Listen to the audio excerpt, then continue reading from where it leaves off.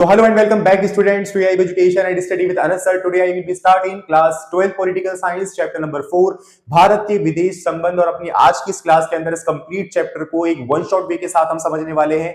सभी important topics and points को आज की इस क्लास के अंदर फिनिश कर देंगे। सो फटाफट से शुरू करते हैं अपनी क्लास को और समझते हैं सभी इंपॉर्टेंट टॉपिक्स एंड पॉइंट्स को एक brief best and short explanation के साथ। तो जैसा कि हम सभी जानते हैं हमारे चैप्टर का नाम है भारत के विदेश संबंध। तो भारत के विदेश संबंध के अंदर सबसे ज्यादा इंपॉर्टेंट चीजें जो है वो है कि भारत की विदेश नीति पर नेहरू जी का आखिर क्या प्रभाव है, भारत की विदेश नीति के आखिर क्या तत्व हैं, और साथ ही साथ भारत की परमाणु नीति क्या है। और हम बात कर रहे हैं भारत के विदेश संबंध, मतलब हम ये समझेंगे कि भारत के आसपास के संबंध कैसे हैं, यानी जो हमारे पड़ोसी देश हैं उनसे हमारे संबंध कैसे हैं। तो यहां पर जो हम बात करेंगे मेनली तरीके से वो इस चैप्टर में बात की गई है बेटा चाइना की, दूसरी बात की गई है बेटा यहां पर पाकिस्तान की, और तीसरी बात की गई बेटा यहां पर बांग्लादेश की। तो इन तीन देशों की बातें की गई हैं और समझाया गया है कि इनके साथ ऐसे कौन से टॉपिक हैं जिसमें हमारा युद्ध है, कौन से ऐसे टॉपिक में हमारी शांति स्थापना है। तो इन पर भी फोकस करेंगे। सबसे पहले हम बात कर लेते हैं अपने देश के आजादी के समय की, क्योंकि हम बात कर रहे हैं विदेशी नीति, यानी कि हर एक देश के ना अपनी अपनी नीतियां होती हैं कि हम अपने एक्सटर्नल अफेयर्स को इस तरीके से मेंटेन करेंगे,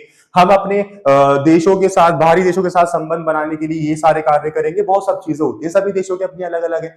तो जब हम आजाद हो गए, हमारी जो आजादी हुई वो 1947 में हुई, ये हम सभी जानते हैं। तो 1947 में जब हम आजाद हुए थे ना बेटा, तो पूरी दुनिया के अंदर जो अपनी अर्थव्यवस्था को चलाने का मेथड था वो दो थे। पहला मेथड था जिसको हम पूंजीवादी के नाम से जानते थे, या आप खास ध्यान देना इसको हम पूंजीवादी के नाम से जानते थे। और दूसरा मेथड जो था वो था समाजवाद, यानी कि एक ऐसा मेथड है जिसके अंदर सरकार का इन्वॉल्वमेंट ही नहीं है, इसमें सारा प्राइवेट लोगों का इन्वॉल्वमेंट है। और एक ऐसा मेथड है जिसके अंदर सरकार का ही सारा इन्वॉल्वमेंट है, प्राइवेट लोगों का इन्वॉल्वमेंट ही नहीं है। तो हमारा जब देश आजाद हुआ तो हमारे पास दो ऑप्शन आए कि भाई या तो आप ये अपना लो या फिर ये अपना लो। परंतु उस समय पर हमारे नेहरू जी ने और बहुत सारे दिग्गज नेताओं ने, क्रांतिकारी नेताओं ने ये दिमाग लगाया कि भाई अगर हमने किसी एक नीति को, यानी किसी एक अर्थव्यवस्था चलाने के प्रकार को अगर अपना लिया तो इस अपनाने के बाद क्या होगा, दूसरा प्रकार हमारा ऑटोमेटिक दुश्मन बन जाएगा। और अगर हम ऐसा करते हैं तो जिस स्थिति के अंदर हम आजाद हुए हैं तो हमारी रिसोर्सेज इतनी डेवलप नहीं है कि हम उनको लेकर, मतलब उन रिसोर्सेज को भी डेवलप कर लें और इन लड़ाइयों को भी झेल लें, इतने अभी हम डेवलप नहीं है। तो हमें ये चाहिए कि हम सभी के साथ एक तरीके से सामान्य स्थिति बनाकर चले। तो नेहरू जी ने बोला कि भाई ना तो मैं ये अपनाऊंगा और ना मैं ये अपनाऊंगा, मैं अपनाऊंगा गुट निरपेक्षता की नीति, यानी कि मैं अपनी जो अर्थव्यवस्था है वो क्या करूंगा, मिश्रित अर्थव्यवस्था को अपनाऊंगा, जिसको हम कहते हैं मिक्स्ड इकोनॉमी। ठीक है, तो यहां पर हम इसको ये भी नाम देते हैं गुट निरपेक्षता की नीति। ये आ गया जी गुट निरपेक्षता की नीति, यानी कि हम किसी भी गुट के अंदर नहीं है, परंतु हमारे गुट के अंदर सभी गुटों का समावेश है। क्योंकि आप देख पाओगे भाई भारत जैसे देश के अंदर सभी लोग व्यापार कर सकते हैं, बट कुछ व्यापार ऐसे हैं जो सिर्फ सरकार करती है, जैसे कि रेलवे का व्यापार हो गया है ना, या फिर अल्कोहल का व्यापार हो गया, या फिर बंदूकों का व्यापार हो गया। वो सब चीजें कौन बनाता है, सरकार बनाती है, सरकारी कंपनी बनाती है। परंतु उसके अलावा कई सारी चीजें जो है वो प्राइवेट लोग भी कर रहे हैं। प्राइवेट स्कूल भी देखते हैं हम, प्राइवेट कॉलेज भी देखते हैं हम, सरकारी स्कूल भी देखते हैं, सरकारी कॉलेज, सरकारी हॉस्पिटल, सब चीजें मिक्स्ड है। तो यहां पर क्या बताया भाई, हमें ना उस समय पर लड़ाई का मोल नहीं लेना था, हमें सबके साथ स्थिति बनाकर चलनी थी, क्योंकि आधी आधी दुनिया बटी हुई थी। और आधी दुनिया का मतलब क्या होता है, बहुत बड़ी शक्तियों का बंटवारा। तो नेहरू जी का प्रभाव कुछ ऐसा है कि भाई कठिन संघर्ष से जो प्राप्त हमें ये संपृक्तता मिली है ना, इसको बचाए रखना। यानी कि इतना लंबा संघर्ष, 200 साल का पीरियड ब्रिटिश हुकूमत का, और उससे पहले भी कोई हम आजाद नहीं थे, उससे पहले राजाओं का राज था। तो हर तरीके से हमने अपनी जिंदगी में, हमारी पीढ़ियों ने, हमारी नस्लों ने पहली बार आजादी देखी है। तो ये आजादी ना कोई हमें खिलौने की तरह हमसे छीन ना ली जाए, यानी कि ऐसा ना हो कि पूरे विदेश के अंदर, पूरी ब्रह्मांड में ये बात हो जाए कि भाई भारत को आजाद करके देख लिया, ये संभाल ही नहीं पाया अपने आप को, हमने वापस से गुलाम बना लिया। क्योंकि किसी भी देश को डेवलप होने में कितना समय लगता है, बहुत कम समय लगता है ना। ब्रिटेन उस समय अनडेवलप था, यानी हो चुका था लड़ाई के चक्कर में दूसरे विश्व युद्ध में, बट बाद में वो तो डेवलप हो जाता ना, तो हम पे वो दोबारा कब्जा कर सकता था अगर हम अपनी नीतियों को ढंग से नहीं चलाते तो यही बात थी। तो हमें सबसे बड़ा नेहरू जी का प्रभाव यह है कि कठिन संघर्ष से प्राप्त संपृक्तता को बचाए रखना। दूसरा है क्षेत्रीय अखंडता को बनाए रखना, कि हमारे इस पूरे देश के अंदर जितने भी राज्य हैं, राजा महाराजा थे उस समय पर 565, उन सभी को एकजुट रखना, यानी कि क्षेत्रीय अखंडता को बनाए रखना। और गुट निरपेक्षता की नीति को अपनाकर तेज गति से आर्थिक विकास करना, क्योंकि गुट निरपेक्षता की नीति एक ऐसी नीति होती है जिसमें गरीबों का भी समावेश है, इसमें अमीरों का भी समावेश है। आप जब दोनों को लेकर चलोगे तो आप जरूर विकास करोगे। यहीं पर मैं बात करूं प्राइवेटाइजेशन की, तो इसमें सब लोग प्राइवेट है, यानी प्राइवेट कंपनीज है, प्राइवेट स्कूल है, सरकार का इन्वॉल्वमेंट सिर्फ रक्षा करने का हो गया, नीतियां बनाना हो गया। परंतु आप खुद देखो कि जो प्राइवेट ऑर्गेनाइजेशंस होती हैं वो अपने प्रॉफिट के ऊपर काम करती हैं। कोई भी हॉस्पिटल है, कोई स्कूल है, कोई इंस्टीट्यूट है, वो आपसे फीस चार्ज कर रहा है अपने मुनाफे के लिए। तो ये है आपका पूंजीवादी है। समाजवाद में सब कुछ सरकारी होता है। अब आप जानते हो भाई सारा जो सोशल मोटिव है अगर वो हम पूरा करेंगे, लाइक सरकारी स्कूल की अगर मैं बात करूं तो सरकारी स्कूल के अंदर जो मिड डे मील मिलता है या फिर सरकारी कोई फैसिलिटी मिलती है सरकारी हॉस्पिटल्स के अंदर, तो वो होती है, सोशल मोटिव होता है, बहुत अच्छा। बट उसमें ना एक तरीके से हमारी सेटिस्फेक्शन ड्राइव नहीं करती जो एक प्राइवेट हॉस्पिटल में करती है। आप खुद देखो भाई, लोगों की लंबी लंबी लाइनें, एक इनकम्प्लीट इंफ्रास्ट्रक्चर नहीं होता, लोगों का मिसबिहेव, तो इस तरीके से चीजें बनी हुई हैं। तो यहां पर अमीर नहीं रह पाते और यहां गरीब नहीं रह पाते। तो ये वजह और थी कि हमने गुट निरपेक्षता की नीति अपनाई और इस नीति को अपनाकर तेज गति से विकास करने का हमने सोचा। तो ये तो बात हो गई नेहरू जी के प्रभाव की। अब हम बात करें भारत की विदेश नीति के तत्वों के बारे में। तो भारत की विदेश नीति तत्व का मतलब क्या होता है बेटा? पहला है निशस्त्रीकरण, यानी कि शस्त्रों का ज्यादा उपयोग नहीं करना भैया हमें। गुट निरपेक्षता की नीति। पंचशील, यानी कि अपनी अर्थव्यवस्था को चलाने के लिए हमने कई सारे देशों से प्रावधान लिए, जैसे कि संविधान बनाने के लिए लिए थे, तो कई सारे देशों से हमने प्रावधान लिया और देखा कि हम अपनी अर्थव्यवस्था को चलाने के लिए किस तरीके से कार्य करें जिससे हमारी अर्थव्यवस्था ग्रोथ करे। तो हमने जो अपनाया था वो हमने अपनाया था बेटा रूसी मॉडल। क्या अपनाया था हमने? रूसी मॉडल अपनाया था। और हमने कहा कि भाई हम अपनी अर्थव्यवस्था को विकास जो करेंगे वो हर 5 सालों के अंदर प्लान बना के किया करेंगे। पंचशील हमने अपनाया। साम्राज्यवाद का विरोध हमने किया, ठीक है, ये हमारी नीति है। अंतरराष्ट्रीयवादों का शांतिपूर्ण हल चाहते थे हम, और अंतरराष्ट्रीय मामलों में स्वतंत्रता पूर्वक एवं सक्रिय भागीदारी। तो ये हमारे 6 भारत की विदेश नीति के तत्व है। इसके बाद हम बात अगर करें भारत की परमाणु नीति की, तो यहां पर क्या है? सुरक्षा और आवश्यकता के अनुरूप परमाणु हथियार का निर्माण करना, यानी बिना फिजूल में हथियार नहीं बनाना हमें, और शांतिपूर्ण कार्यों के लिए प्रयोग। भाई अगर हम हथियार बना रहे हैं तो दूसरे देशों को डराने के लिए बना रहे हैं और शांति स्थापित करने के लिए भी, क्योंकि एक शांति स्थापित करने के लिए हमेशा प्यार का सहारा नहीं लेते, कभी कभार लड़ाई का भी आप हथियार का भी सहारा लेना पड़ता है जिससे सामने वाला डर के हमसे कुछ कहे ना। तो ये होता है। तो शांतिपूर्ण कार्यों के लिए प्रयोग, परमाणु हथियारों का प्रथम प्रयोग नहीं करना। हमारे पास बेशक हथियार है परंतु हमें कभी भी उसका पहले उपयोग नहीं करना, ये ध्यान रखना। एनपीटी, ठीक है, एनपीटी और सीटीबीटी जैसी भेदभावपूर्ण संधियों का विरोध। ये ऐसी थ्योरम थी, ऐसी संधियां थी जिसमें सिर्फ और सिर्फ जो देश विकसित हो चुके हैं, अमेरिका और बहुत सारे रूस, फ्रांस जैसे देश, सिर्फ वो हथियार रख सकते हैं और उसका परीक्षण जिन्होंने कर लिया है वो कर सकते हैं। परंतु भारत जैसे या फिर विकासशील देश जितने भी इस दुनिया में, वो कोई भी अब परमाणु हथियार नहीं रख सकता या उसका परीक्षण नहीं कर सकता। तो ऐसी भेदभावपूर्ण नीति का भी हमारे भारत ने बढ़ चढ़कर विरोध किया था। 5वां आखिरी पॉइंट हमारे पास है अंतरराष्ट्रीय मामलों में स्वतंत्रता पूर्वक एवं सक्रिय भागीदारी। तो हमने अभी क्या जाना? भारत की नीतियों पर, यानी विदेश नीति पर नेहरू जी का प्रभाव हमने समझा, हमने गुट निरपेक्षता को समझा, भारत की विदेश नीति को हमने जाना और परमाणु नीति के बारे में जाना।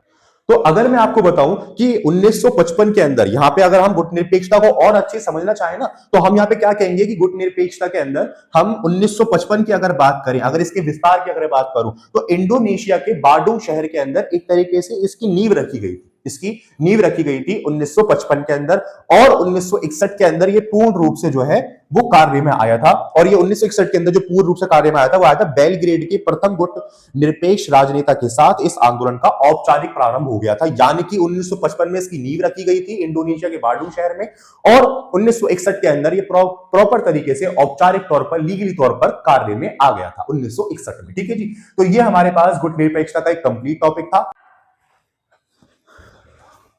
तो चलिए स्टूडेंट्स, अब हम बात करते हैं भारत की विदेश नीति के बारे में, जिसमें हम कुछ राज्यों को, मतलब कुछ देशों को पढ़ने वाले हैं। तो सबसे पहले हम अगर बात करें चाइना की, तो चाइना को ना आप कुछ 4 डेट्स के अंदर इसके पूरे टॉपिक को याद रख सकते हो। पहली डेट हमारे पास आती है बेटा 1949 की, दूसरी डेट आती है 1950 की, तीसरी डेट आती है 1959 की, एंड फोर्थ आती है हमारे पास 1962 की। तो इन 4 डेटों में हम बहुत अच्छे से इसको समझ सकते हैं। कैसे? 1949 के अंदर हमारे बहुत अच्छे संबंध है, बहुत अच्छे, यानी कि आजादी के समय पर हमारे देश के अंदर हिंदी चीनी भाई भाई का नारा मशहूर था। और 1949 के अंदर जो चाइना में चीनी क्रांति हुई थी, इस चीनी क्रांति के अंदर जो इसकी कम्युनिस्ट पार्टी थी उसको सबसे पहले मान्यता देने वाला देश भी हमारा भारत ही था। सही बात है।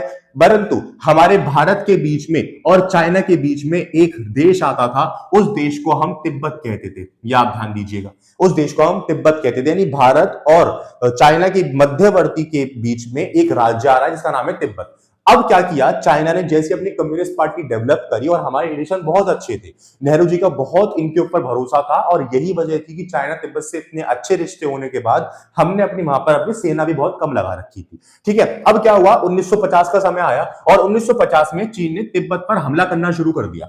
अब तिब्बत पर हमला करना शुरू करा, उस पर नियंत्रण जमाना शुरू करा।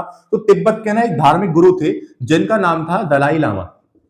सही है जी, दलाई लामा तिब्बत के एक धार्मिक गुरु थे और दलाई लामा ने इतने लंबे संघर्ष के बाद, मतलब दलाई लामा ने नहीं, यानी कि चाइना के तिब्बत पर नियंत्रण करना इतना लंबा चला कि दलाई लामा 1959 के अंदर भारत विस्थापन कर गए। यानी कि इन्होंने भारत की तरफ विस्थापन किया और कहा कि भाई हम बहुत परेशान हैं, कृपया हमारी मदद कीजिए। भारत ने इनकी मदद करी, भारत ने कहा ठीक है हम आपकी मदद कर सकते हैं, क्योंकि चाइना ने तिब्बत पर हमला करा था और यहाँ के लोग बहुत परेशान थे। तो ये अरुणाचल प्रदेश के कुछ हिस्सों में आकर रहने लग गए थे और अरुणाचल प्रदेश के कुछ हिस्सों में आकर जब ये रहने लग गए तो चाइना को आ गया गुस्सा। चाइना ने बोला कि तुम तो हमारे दुश्मन को पनाह दे रहे हो, इसका मतलब तुम भी हमारे दुश्मन हो, तुम हमारे दोस्त नहीं हो सकते। तो चाइना ने भारत के ऊपर यह इल्जाम लगाया कि भारत हमारे आंतरिक मामलों में दखल अंदाजी कर रहा है और इसी इल्जाम लगाने से 1962 का युद्ध जो था वो हमारे बीच छिड़ गया और दलाई लामा का अरुणाचल प्रदेश के कुछ हिस्सों में आकर रहने से जो चीन था उसने सीमा विवाद हमारे बीच में उत्पन्न करा और अरुणाचल प्रदेश अक्साई चीन के अनेक हिस्सों पर अपना नियंत्रण जमाना शुरू करा। अरुणाचल प्रदेश के उनने 8 हिस्सों पर अपना दावा किया और कहा कि ये मेरी टेरिटरीज के अंदर आते हैं। तो हम अपने चाइना को इस तरीके से अपने भारत के साथ इसके रिलेशन को समझ सकते हैं, पहले बहुत अच्छे बाद में बहुत खराब। हालांकि इस सिचुएशन के बाद जो थे वो अनेक नेताओं के माध्यम से, राजीव गांधी के माध्यम से इसको ठीक भी किया गया था, वहां पर दौरा करके, और 4 पोस्ट भी खोली गई थी जिसमें हमारी सांस्कृतिक रूप से, व्यापारिक रूप से ट्रांजिशन हुई थी और हमारा और चाइना का ट्रेड भी बढ़ा था। परंतु फिर सीमा विवाद उत्पन्न हो जाता है, बार बार इस चीज पर बातें आ जाती हैं और एक दूसरे की जगह पर नियंत्रण जमाना शुरू कर दिया जाता है। तो ये 1962 का यहां से हमारा युद्ध हुआ था, इसके अंदर भारत को हार का सामना करना पड़ा था, ये आप ध्यान देना। तो ये हमारा क्या था, चाइना का टॉपिक था। अब हम बात करते हैं पाकिस्तान के टॉपिक की। ठीक है, अब हम बात करते हैं पाकिस्तान के टॉपिक की। तो जैसे थे, तो जब ये विभाजन हो गया तो इस विभाजन होने के बाद सबसे पहले हमारे बीच में जो लड़ाई हुई वो हुई बेटा कश्मीर के पीछे। वो किसके पीछे हुई थी, कश्मीर के पीछे। अब आप कहोगे सर कश्मीर के पीछे क्यों लड़ाई हुई थी? जिन बच्चों ने पहले वाले चैप्टर्स अच्छे से पढ़े होंगे तो वो ये जानते होंगे कि पहले कश्मीर हमारा भाग नहीं था, ये भाग था एक राजा का, जिस राजा का नाम था राजा बोध चंद्र सिंह। तो राजा बोध चंद्र सिंह का यहाँ पे राज है। तो जितनी भी राजाओं की जमीन थी, यानी 565 राजा थे हमारे पास उस समय पर, तो इन 565 के 565 राजाओं की जमीनों को छोड़कर भारत का विभाजन हुआ था। यानी जो ब्रिटिश इंडिया कहलाता था उसका विभाजन हुआ था और उसके मुताबिक पाकिस्तान को जमीन दी गई थी, एक पश्चिम के अंदर, एक पूरब के अंदर। उसकी सबसे ज्यादा मुसलमान वहीं रहा करते थे, तो जनसंख्या जहां सबसे बहुसंख्यक बल पर थी उसको पाकिस्तान घोषित किया गया था। पूर्वी पाकिस्तान जो है उसको हम आज बांग्लादेश कहते हैं। इसके बारे में भी समझेंगे। ठीक है, तो कश्मीर के मसले पर सबसे पहले हमारी लड़ाई छिड़ गई। अब यहां पर जब लड़ाई छिड़ गई तो ये यूं छिड़ी कि भाई कश्मीर हमारा होना चाहिए, वहां सब मुसलमान ही रहते हैं, राजा हिंदू है, इस तरीके से। फिर क्या हुआ, कश्मीर के राजा ने हमसे मदद मांगी, हमने मदद करी और मदद मांगी, मदद करी और फिर हमारी सेना वहां पर गई, उनकी सेना को रोका लड़ाई लड़ने से, परंतु कुछ क्षेत्र उनके अंडर में चला गया और उसको हम आज पीओके के नाम से जानते हैं। ये आप ध्यान दीजिएगा। ठीक है, तो ये हमारे कश्मीर के बीच में लड़ाई हो गई। अब ये जो कश्मीर के बीच में लड़ाई हुई थी हमारी, तो इसकी मध्यस्थता के बीच में ये सॉर्ट आउट, यानी कि इस कंट्रोवर्सी को जो खत्म किया था ना, वो किसने खत्म किया था? विश्व बैंक की मध्यस्थता के बीच में हमारी ये कंट्रोवर्सी जो है वो खत्म हो गई थी। आप ये ध्यान देना। ठीक है, विश्व बैंक की मध्यस्थता के बीच में ये खत्म हो गई थी हमारी कंट्रोवर्सी, ये लड़ाई खत्म हुई थी और फैसला कर दिया गया था। और दूसरी बात ये कि जब हमारे इस लड़ाई के बाद भी दोनों देशों की सरकार ने एक अच्छा कार्य क्या किया था कि जब विभाजन हुआ था देश का, तो उस विभाजन के अंदर जो महिलाएं, जो बच्चे बिछड़ गए थे, बिछड़े तो बहुत थे, मरे भी बहुत थे बेचारे, परंतु जो बिछड़ गए थे, जो जीवित थे, तो उनको सही सलामत एक दूसरे देशों तक पहुंचाने का काम किया था। यानी कि पाकिस्तान के अंदर अगर कोई ऐसा परिवार है जो बिछड़ कर रह गया और वो हिंदुस्तान जाना चाहता है तो उसको सलामती के साथ हिंदुस्तान छोड़ा गया। पाकिस्तान का अगर कोई परिवार हमारे यहाँ बिछड़ गया तो उसको सलामती के साथ पाकिस्तान छोड़ा गया। तो ये एक तरीके से हमारे बीच में अच्छा संबंध बना।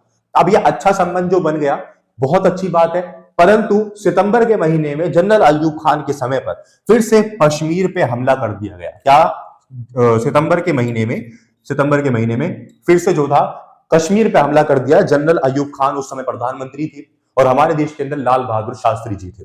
और जब सितंबर पे हमला किया तो हमारे लाल बहादुर शास्त्री जी इतने दिमागदार नेता थे, तो उन्होंने कहा कि इन्होंने कश्मीर पे हमला किया है ना, हम कश्मीर पे हमला नहीं करेंगे, यानी कश्मीर की साइड से हम इसको जवाब नहीं देंगे। और इनने एक जगह पर हमला किया था, गुजरात के कच्छ इलाके पे भी इसने हमला किया था, ये आप ध्यान देना। दो जगह से हमला करा सितंबर के महीने में, अक्टूबर सितंबर के बीच में।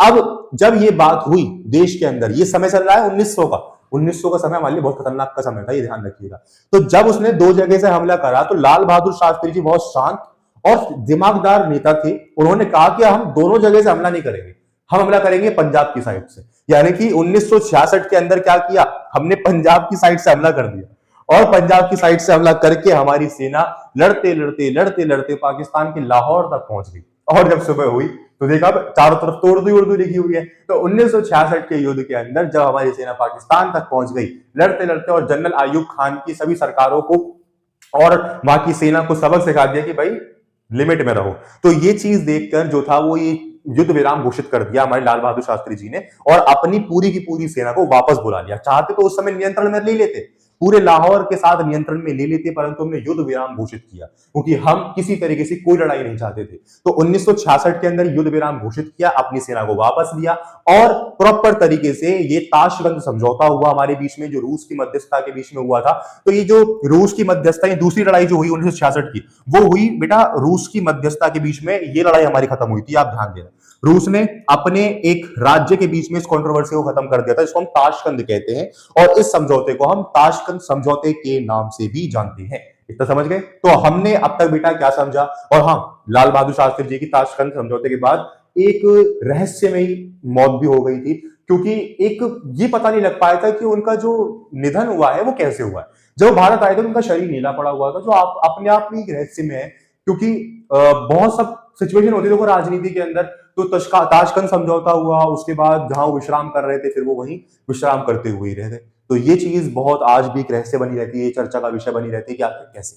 तो ये हमने क्या जाना बेटा, चाइना और पाकिस्तान के बारे में जाना। फटाफट से बांग्लादेश को भी समझते हैं और इस चैप्टर को फाइनली फिनिश कर देते हैं। तो चलिए बेटा अब हम बात करते हैं बांग्लादेश के बारे में। तो बांग्लादेश के टॉपिक को जरा समझते हैं कि क्या कैसे संबंध है हमारे इसके बीच में। तो देखिए ये आ गया जी बांग्लादेश, ठीक है। तो चाइना को आप 1962 की तारीख से याद रख सकते हो, हमारा युद्ध हुआ था, हम हार गए थे, और इससे भारत की छवि को बहुत बड़ा नुकसान हुआ था, हमारे देश के अंदर हमारी जग हसाई हुई थी और बहुत सब चीजें हमें झेलनी पड़ी थी। और हम पाकिस्तान को याद रख सकते हैं 1966 के माध्यम से, और बांग्लादेश को हम जो याद रख सकते हैं वो 1971 के माध्यम से रख सकते हैं कि 1971 के अंदर हमारी लड़ाई हुई थी। अब ये क्यों हुआ था इसको जरा समझते हैं, क्योंकि बांग्लादेश को हम पहले क्या कहते थे बेटा, पूर्वी पाकिस्तान कहते थे, यह हम सभी जानते हैं। तो हम इसको क्या कहते थे, पूर्वी पाकिस्तान। अब ये जो पूर्वी पाकिस्तान था ये पश्चिमी पाकिस्तान से बहुत छोटा था, और पश्चिमी पाकिस्तान यानी कि जो फिलहाल का पाकिस्तान है वो इतना बड़ा था, और सारे के सारे जो बड़े बड़े नेता थे वो सब वहीं रहा करते थे। अब वहां पर एक समय आया चुनाव का। जब चुनाव हुआ तो पश्चिमी पाकिस्तान से जुल्फिकार अली भुट्टो ये खड़े हुए, जुल्फिकार अली भुट्टो खड़े हुए, और इधर से पूरी पाकिस्तान से खड़े हुए शेख मुजीबुर रहमान। तो शेख मुजीबुर रहमान ये खड़े हुए, सही है जी। अब इस चुनाव में क्या हुआ, पश्चिमी पाकिस्तान का जो नेता था वो तो हार गया, अब पूर्वी पाकिस्तान का बंदा जीत गया। अब पूर्वी पाकिस्तान का नेता जब जीत गया तो ये पश्चिमी पाकिस्तान के नेता को बड़ा बुरा लगा। उनने कहा कि इस चुनाव को हम मानते ही नहीं है, ये बिल्कुल गलत चुनाव है, और हम प्रॉपर तरीके से दोबारा चुनाव करवाएंगे, ऐसा हो ही नहीं सकता कि पूरी पाकिस्तान का बंदा जीत जाए। अब यहां से क्या था सिचुएशन, जब पूर्वी पाकिस्तान के अंदर SMR यानी शेख मुजीबुर रहमान जीत गए थे तो यहां की जनता बड़ी खुश हो गई थी। खुश क्यों हुई थी, क्योंकि पश्चिमी पाकिस्तान के अंदर सारे बड़े नेता रहते हैं, तो सारा जो विकास होता था वो सबका सब वहीं रह जाया करता था, इधर आता ही नहीं था। तो ये लोग कहते थे कि भाई आप लोग हमें या तो अलग कर दो, अगर अलग नहीं करे तो हमारा विकास कर दो। अच्छा, विकास करने तो नहीं आते थे, यहां पर अपना आदेश जमाने आ जाया करते थे। कैसे, देखो पश्चिमी पाकिस्तान की संस्कृति वो उर्दू संस्कृति ज्यादा है, वो उर्दू पे ज्यादा फोकस करते हैं, और एक तरीके से कट्टर मुसलमान जैसे हैं। यहीं पर हम बात करें बांग्लादेश की, तो बांग्लादेश भी ऐसा ही है, बट वहां पर बंगाली संस्कृति ज्यादा है, वहां उर्दू किसी को इतनी नहीं आती। ठीक है जी, तो ये सिचुएशन थी। अब यहां पर जब ये बात हो गई तो जुल्फिकार अली भुट्टो को बर्दाश्त नहीं हुआ, उन्होंने वहां पर अर्धसैनिक बल लगा दिया और प्रॉपर तरीके से वहां के लोगों को, जो लोग आंदोलन कर रहे थे और जो नेता थे, उनको जेल में डलवा दिया। अब जेल में डलवाने के बाद वहां पे लोगों के साथ अत्याचार हो रहा है, लोगों को मारा जा रहा है, पीटा जा रहा है, उनके अधिकारों का हनन हो रहा है, और इसको लेकर क्या हुआ, इन्होंने हिंदुस्तान से मदद मांगी। इन्होंने कहा कि कृपया करके हमारी मदद करो। और हमारे लिए बेटा ये ऐसा समय था कि हमने बहुत बहुत बहुत परेशानी झेली थी। 1962 के अंदर चाइना से लड़ लिए, 1966 के अंदर पाकिस्तान से लड़ लिए, 1971 के अंदर फिर लड़ने वाले पाकिस्तान से हम। सही बात है। और दूसरी बात, 1962 के अंदर दलाई लामा आ गए थे, तब हमने विस्थापन की स्थिति को झेला। अब फिर से बांग्लादेश के लोग पाकिस्तान से परेशान होकर हिंदुस्तान की तरफ भाग रहे थे, फिर हमने उनकी विस्थापन को झेला। तो यहां पर क्या था, जब इन्होंने भारत से मदद मांगी तो भारत कभी भी पीछे नहीं हटता मदद करने के अंदर, भारत सबसे आगे रहता मदद करने में। अब जब भारत सबसे आगे मदद करने में था तो भारत ने इसकी मदद करी कि भाई मैं सबकी मदद कर रहा हूं तो मैं तुम्हारी भी कर दूंगा, कोई बात नहीं। अब यहां से क्या हुआ कि पाकिस्तान ने यहां से एक बात कही और कहा कि भाई हिंदुस्तान जो है हमारे आंतरिक मामलों में दखलंदाजी करने की जो है वो काम कर रहा है, जैसे उसने पहले चीन के साथ किया था। अब जब ये वाली बात हुई तो क्या हुआ, हमारे ऊपर दबाव बन गया। दबाव क्यों? क्योंकि हमारे आसपास के जितने भी देश हैं वो सब दुश्मन है हमारे।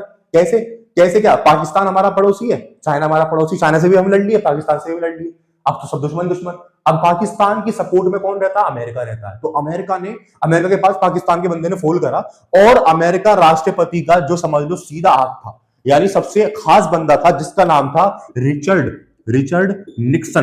Richard Nixon. तो इसने गुप्त तरीके से क्या करा, पाकिस्तान के साथ चाइना का दौरा किया, यानी कि अमेरिका से पाकिस्तान आया, पाकिस्तान से चीन गया और प्रॉपर तरीके से दौरा किया।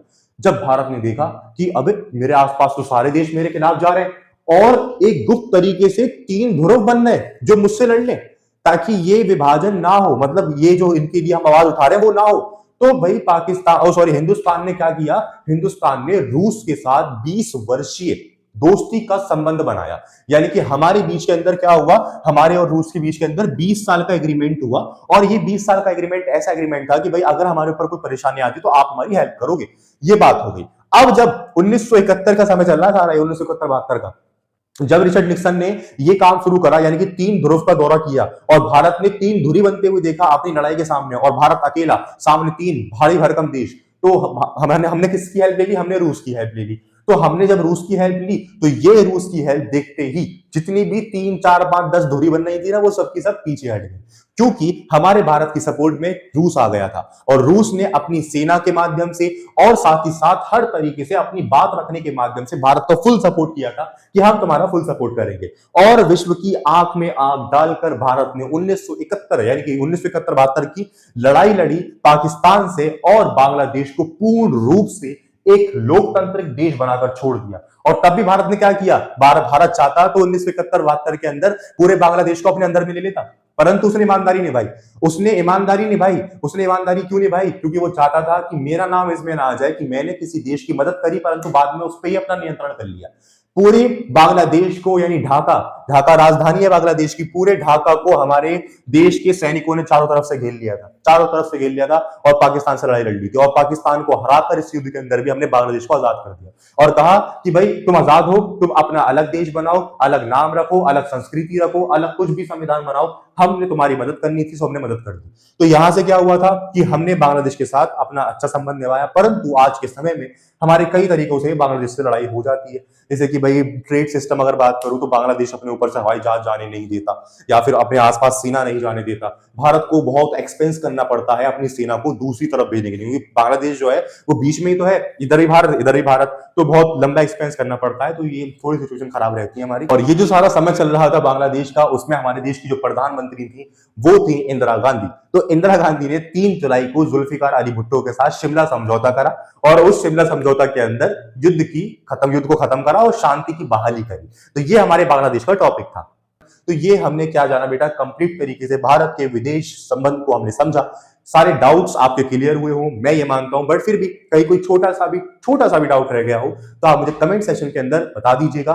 मैसेज के माध्यम से बता सकते हो, अपने नोट्स को चेक करवा सकते हो, अदरवाइज आपकी सारी चीजें समझ में आई हो तो वो भी आप मुझे कमेंट के अंदर जरूर बताइएगा, जिससे मैं और कई अनेक चैप्टर को और भी ज्यादा एनर्जी के साथ अपलोड करूं। सो मिलते हैं अपनी नेक्स्ट क्लास के अंदर एक नेक्स्ट कॉन्सेप्ट के साथ, एक नेक्स्ट चैप्टर के साथ और सबसे खास वन शॉट रिवीजन के साथ। Thank you.